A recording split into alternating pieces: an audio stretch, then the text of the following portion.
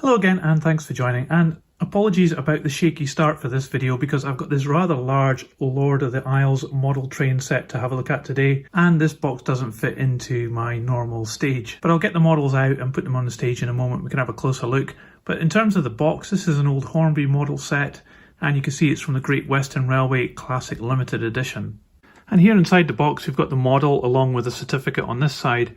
And this side we've got a bit of a story about the history of the Lord of the Isles locomotive, a great picture of it here and also a diagram showing how it works. You can see from this leaflet here that this model was made in 1981 as well, so it's getting on a bit now. Let's get this out of the box, onto the stage, and we'll have a closer look. Okay, thanks for bearing through that dodgy start to this video. Here we are in the stage. Hopefully everything will go much nicer now and you'll be able to see this a lot more clearly. So what we've got outside the box here now is a steam locomotive with its tender, and we've got 3 coaches. 2 of them are the same, and then we've got one different one at the back there. So let's have a look at these coaches first. I'll start off with the one at the back. So one thing that's really obvious on all of these coaches are that they're very light coaches. There's no weight inside here, so they do feel a bit flimsy. Let's start at this end of the coach. It's got a really strange slot up here. I've just noticed that straight away. I think that's holding the roof part onto the coach, but you can see it here. And there's some details moulded into the plastic here at this end of the coach, but there's not a lot of detail on there, and certainly down at the buffer beam there's almost next to nothing apart from the buffers. These are just plastic buffers, they're not sprung at all. And then looking down the side of the coach, it's really quite an attractive colour scheme of this dark chocolate and cream, and you can see the number there is 2316. And then there's no other transfers on these coaches as you go down. The glazing as well isn't flush fit, but it is very clear. However, you'll see that there's nothing inside this coach, no seating or anything like that. It also has these up here, which I think are windows as well on the prototype, but they're not glazed on this model. And then as we move down the coach, we've got this part here, which I think is probably for where the guard would look out along the coach, but it doesn't have that feature here on the side. And then finally, as we get to this end of the coach, you can see some more detail here. It's actually got some rivet detail down in the chassis area, but it is pretty lacking in any kind of real detail here on the moulding. Talking of the roof, it's this nice white colour and it contrasts very good with the dark brown here. Some of these edges aren't too crisp though. There's a bit of blurriness here at this point, and you can also see here there's a bit of an overspill on the paint as well, so it hasn't been applied really well, and yet it's still quite an attractive coach with this colour scheme. Looking down on the chassis, you've got these 2 bogies which have the integrated massive Hornby coupling here, and they're a fair representation. They've got some nice rivet detail and spring detail, but the brake blocks aren't anywhere near the wheels at all, and there's a lot of sideways movement in these bogies. And then in the middle of the coach you have this panel here which has been added in, and this is giving away a bit of the budget feel of this coach, which it says here, Triang made in England. So this is actually a much older model that's been repackaged as limited edition by Hornby, so I think that's a bit of a cheat there. And it really shows in terms of the quality of this coach, in that it does feel very old and also quite budget as well. Let's have a look at one of the other 2 coaches. So very similar again, this one is number 5017, and it differs from that first one because it doesn't have the kind of baggage area towards the back of the coach. It's just all seating throughout, but again there's no interior in this coach either, and you have the similar setup underneath with a simplified middle part added on, and these bogies which are fair enough, but I wouldn't say they were particularly good. The other coach is exactly the same to this one, and it also has the same number 5017. Now I think considering this comes in a pack of 3 coaches, they could have numbered the coaches differently instead of just making 2 of the same in the pack. But there you go, that was obviously a cost-cutting thing for Hornby at the time. So now we move on to the locomotive. It's quite an interesting model because it's a 422 configuration. That's quite rare. I think these were called super singles in their time. Let's have a look at the locomotive. So what really catches your eye on this one is the dome and this part here, which are moulded in this really bright gold plastic effect, and that's really eye-catching, and I think actually really quite nicely done there. You've got the copper effect here on top of the chimney as well, so I like that detail on this locomotive. Looking at the main moulding, we've got things like this handrail running the whole length of the boiler, which is just moulded into the main piece of plastic and picked out in silver. It has been picked out very well, but it would have been a bit nicer if that was actually a wire handrail instead of just being in the moulding. It does extend all the way around the front of the boiler though, and the painting on that is very nice. And talking of painting, the rest of the locomotive is either black here at the smoke box or green all the way along the boiler and the cab.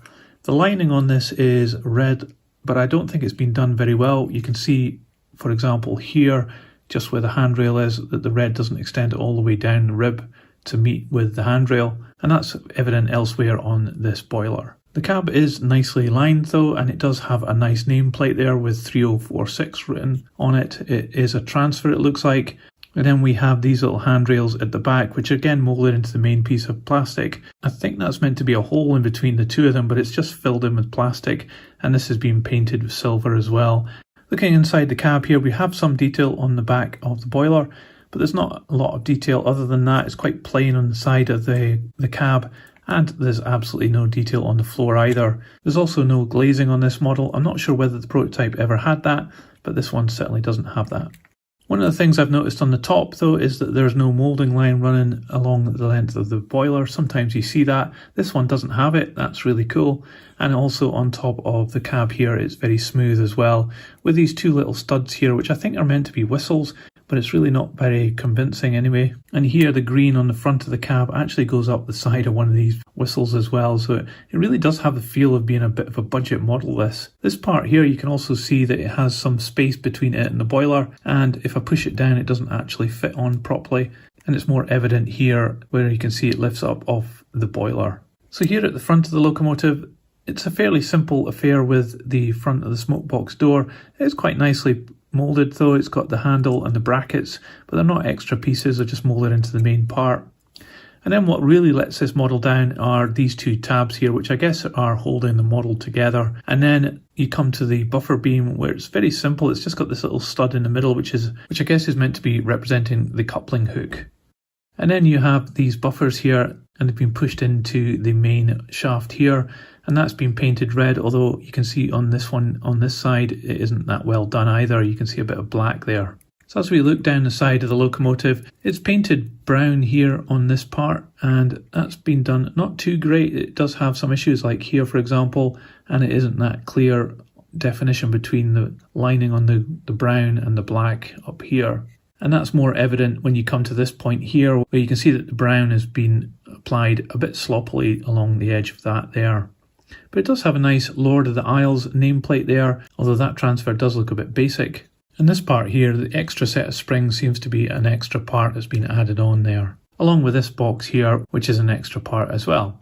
At the front we have this bogie here, again painted in brown, and it's got some really nice detail on it. It's a metal part, this one, and it's got quite a lot of weight to it, so it'll keep down on the track quite well.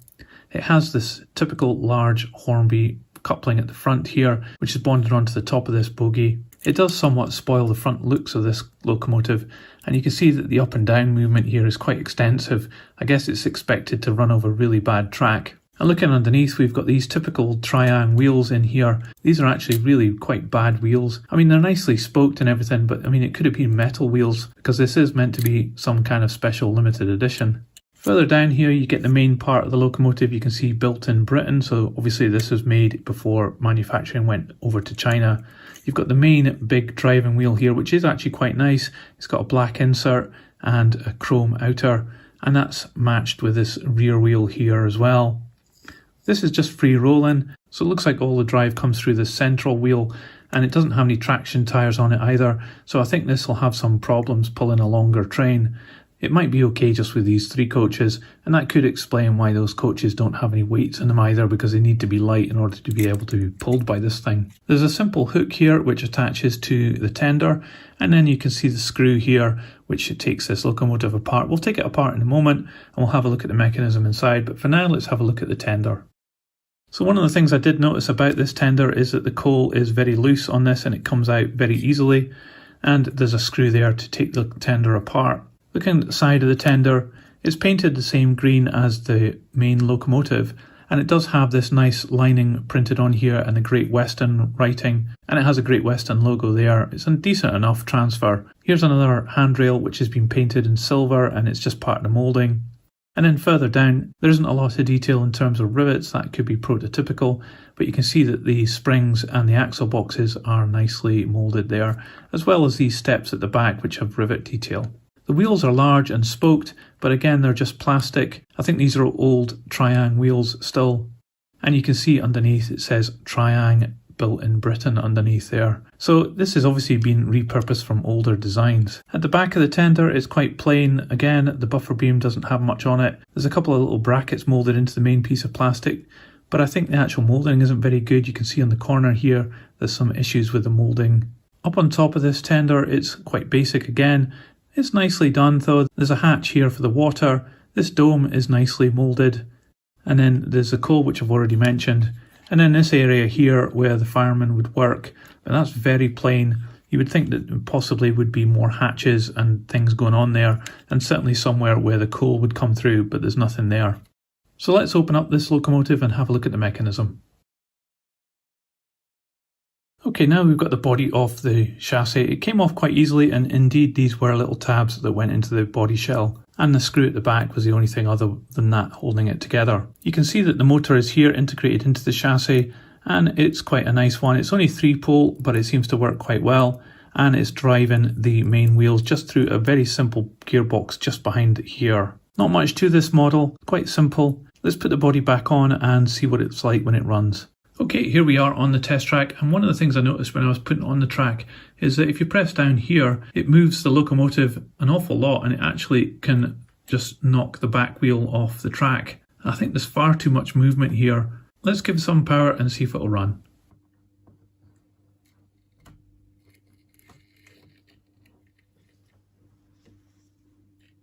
So we're not getting much luck out of this locomotive. It's trying to offer to go, but it's not quite going. I think it might need some oil, so let's do that.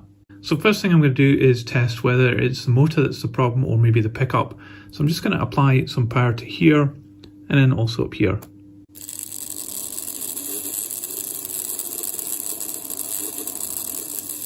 Okay, so it seems to be working fine on that. So it might just be the pickups on the inside of the wheel. It's just this little piece of metal wire that's picking up electricity from this side, and it's going straight from these wheels into the chassis.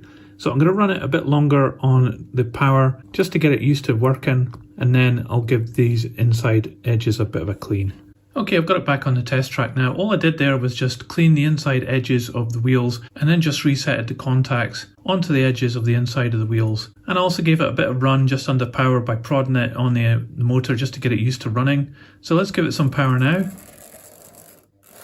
Okay, that's cool. It's running great now, so I'm going to put the body back on and we'll get this back on the test track with the body on and the tender.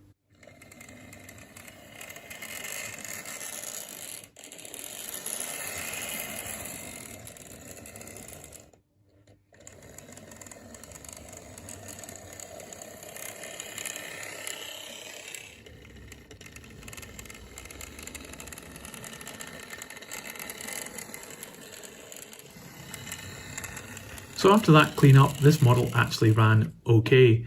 It was really noisy though, and another issue it has is the gearing on this. It's just so highly geared that just a small amount of power sets it off really quickly, and you can get it going at a really fast pace as well, which really isn't prototypical either, so the gearing is just completely off. Anyway, let's see how much this weighs. So this model weighs 256 grams, and one of the coaches weighs just 60 grams. So the Lord of the Isles Classic Limited Edition from Hornby. I think this is actually a really bad set. It's obviously reusing old Triang stuff. The coaches really let this model down. They're absolutely terrible. The painting on them isn't even really that good. It's a nice colour scheme, but it hasn't been applied that well. And the actual quality of things like the bogies and the underframe on these coaches is just terrible. The locomotive has shortcomings as well. There's far too much space at the front underneath the bogie, and the overall feel of this model is not one of a good quality item. And for Hornby to say that this is a limited edition model and somehow something special in that fancy box, and then to be presented with what you get here is really indicative of what Hornby was like at the time. They really needed an injection of some kind of quality into their models, and I guess offshoring it to China allowed them to do that. So should you consider this train pack?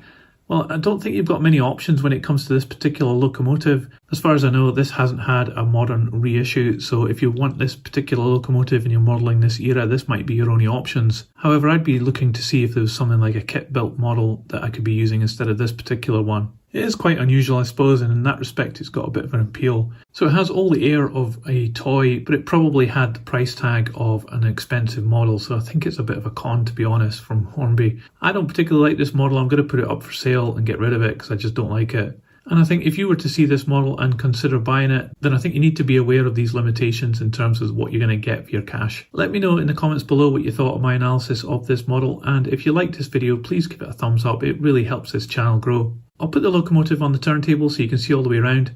But that's it for today. Thanks for watching. See ya!